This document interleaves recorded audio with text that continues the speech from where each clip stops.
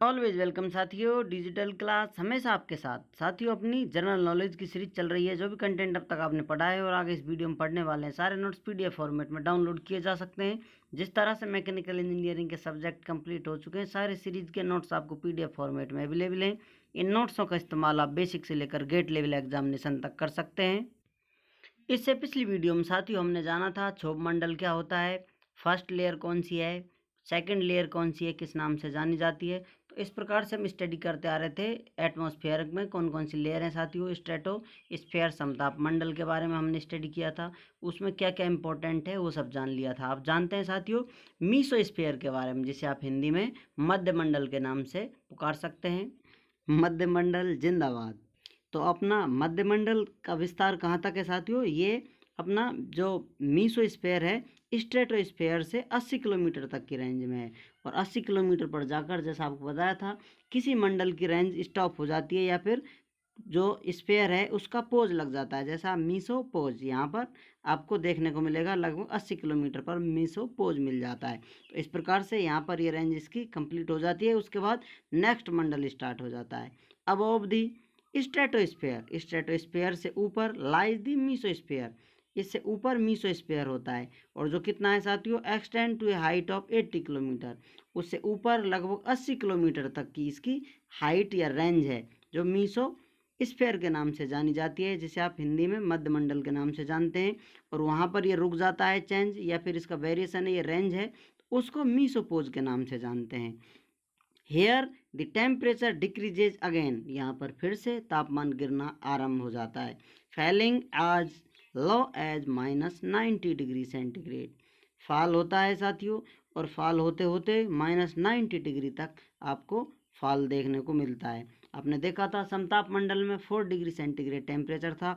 वहाँ से ऊपर आप जाते हैं साथियों 80 किलोमीटर तक, तो टेम्परेचर डिक्रीज होता मिलता है आपको। और कितना गिर जाता है आपकी बार, लगभग 90 डिग्री सेंटीग्रेड तक आपका तापमान हो जाता है।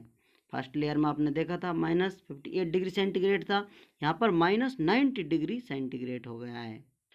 चलिए जानते हैं साथियों और इंटरेस्टिंग वायुमंडल के बारे में। बाह्य वायुमंडल के नाम से जाने वाला लेयर या परत है थर्मोस्फेयर। ये इंटरेस्टिंग लेयर है साथियों, इसके बारे में हम फैक्ट पढ़ेंगे इंटरेस्टिंग। तो यहाँ पर अब तक आपने देखा था चेंज आ रहा था, कुछ 10, 20, 50 किलोमीटर की रेंज थी। यहाँ पर सबसे ज़्यादा रेंज आपको देखने को मिलती है, बहुत ज़्यादा एक साथ चेंज आता है। वो 640 किलोमीटर तक की रेंज होती है। कहाँ से स्टार्ट होती है, मीसोस्फेयर से। The thermosphere lies above the mesosphere, ये मीसोस्फेयर से ऊपर इसकी रेंज है। और extends to a height of about 640 kilometre, और उससे ऊपर 640 किलोमीटर तक की रेंज थर्मोस्फेयर अपनी कवर करता है। इन this layer temperature rises dramatically, इसमें एक अलग ही प्रकार से आपको देखने को चेंज मिलता है। टेम्परेचर कितना पहुंच जाता है, 1480 degree centigrade, reaching up to 1480 degree centigrade. यहाँ ड्रामेटिकली, ये नाटकीय रूप से टेम्परेचर में चेंज आता है। आपने देखा था कहीं बढ़ रहा है, कहीं घट रहा है, कहीं चल रहा है, लेकिन यहाँ एक साथ रॉकेट वाला चेंज आपको नज़र आ रहा है। टेम्परेचर कितना हो गया है, 1480, 1480 डिग्री सेंटीग्रेड। कितना हाई टेम्परेचर हो गया एक साथ। This increase in temperature is due to the fact that the gas molecules in this layer absorb the X-rays and ultraviolet radiation of the sun। ये ऐसा क्यों हो पाया है साथियों, इस लेयर में जो गैसें हैं साथियों मौजूद, वो क्या करती हैं, एक्सरेज जो सूर्य से आने वाली किरणें हैं साथियों, और अल्ट्रावायोलेट रेडिएशन है उसको एब्जॉर्ब कर लेती हैं। This increase in temperature due to fact that the gas molecules in this layer absorb X rays and ultraviolet radiation of the सन।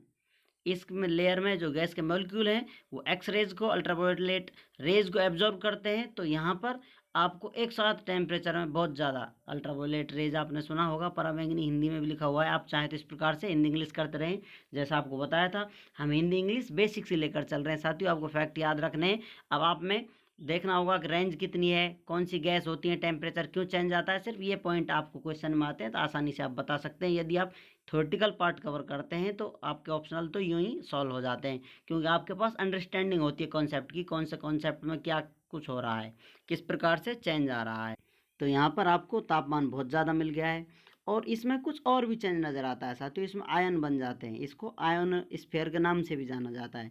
अभी तक कहीं कहीं अलग से आयोनोस्फीयर पढ़ा जाता है, इसी को बहुत सी किताबों में आउटर लेयर मान लिया जाता है, लेकिन अभी भी हम पढ़ने वाले हैं। इसके बाद भी एक बाहर लेयर होती है इस रेंज से बाहर, जो डायरेक्ट स्पेस से कनेक्ट हो जाती है, वहाँ से मॉलिक्यूल्स फुदक कर स्पेस में चले जाते हैं, वो अपनी अंतिम लेयर रहेगी। ये वायुमंडल है साथ ही, उसको बहिर्मंडल नाम दे देते हैं हिंदी में, और वो लास्ट तक रहती है, उसके बाद स्पेस से कनेक्ट रहती है, बहुत दूर तक रेंज रहती है, उसके बाद गैसें बाहर चली जाती हैं, ग्रेविटी उन पर असर नहीं करती है। तो हम पढ़ रहे हैं साथियों वायुमंडल के बारे में, थर्मोस्फीयर के बारे में। This result in the break up of the gas molecules, बहुत ज़्यादा टेम्परेचर हो गया है, इसकी वजह से गैस मॉलिक्यूल्स टूट जाते हैं positively and negatively, negative positive चार्जों में टूट जाते हैं, positively and negatively charge particles और आयंसों में या पार्टिकल्स में टूट जाते हैं। This layer is also known as the ionosphere. तो इस प्रकार से साथियों इस लेयर का नाम आयोनोस्फीयर भी पड़ जाता है, क्योंकि इसमें आयन बन जाते हैं, नेगेटिव पॉजिटिव ऋणात्मक धनात्मक आयन बनने से आयोनोस्फीयर के नाम से भी इस लेयर को जाना जाता है। अब साथियों पोलों पर आपने सुना होगा रंगीन सी लाइट नज़र आती है, जो कि आपको अरोरा, आपने कभी ये इसके बारे में जाना हो, जो अरोरा होता है साथियों।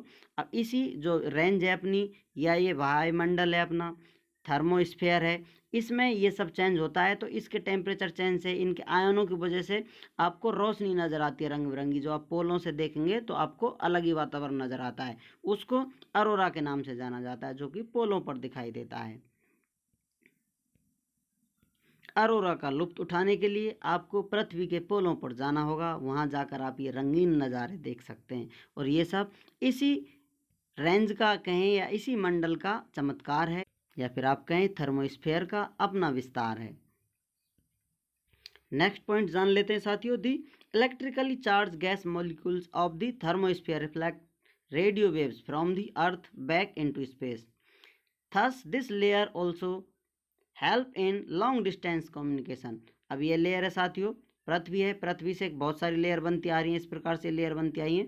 तो अपनी जो लास्ट वाली जिस पर हम स्टडी कर रहे हैं, थर्मोस्फीयर वाली जो लेयर है साथियों, ये लेयर क्या करती है, ये लेयर रिफ्लेक्ट करती है सिग्नलों को, जो रेडियो वेव होंगी पृथ्वी से छोड़ी जाएंगी, यहाँ पर जाएंगी साथियों, इस प्रकार से रिफ्लेक्ट होकर दूसरे सैटेलाइट पर छोड़ी जा सकती हैं, तीसरे पर छोड़ी जा सकती हैं।